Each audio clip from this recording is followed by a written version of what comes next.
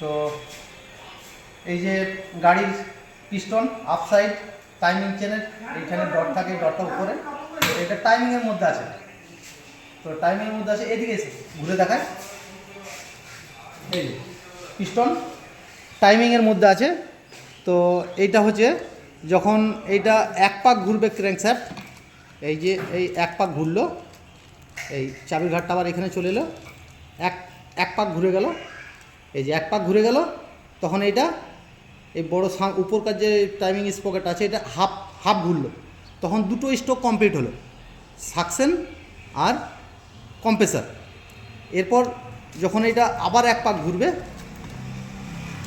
এই যে এক পাক ঘুরে গেল, আবার যখন চাবির ঘাট এই সোজাতে চলে এলো আর টাইমিং হয়ে গেল, তখন পাওয়ার আর অ্যাডজাস্ট হয়ে গেল। তো ক্র্যাঙ্কশ্যাফট দু পাক ঘুরলে উপরে ক্যাম্পশ্যাফটের যে স্পকেট আছে সেটা এক পাক ঘুরবে। এর রেশিও হচ্ছে 1:2। এর যদি থাকে আপনার 38 দাতা, এই দাতাটা যদি 38 থাকে তাহলে ক্র্যাঙ্কশ্যাফটে থাকবে 19। Thank you.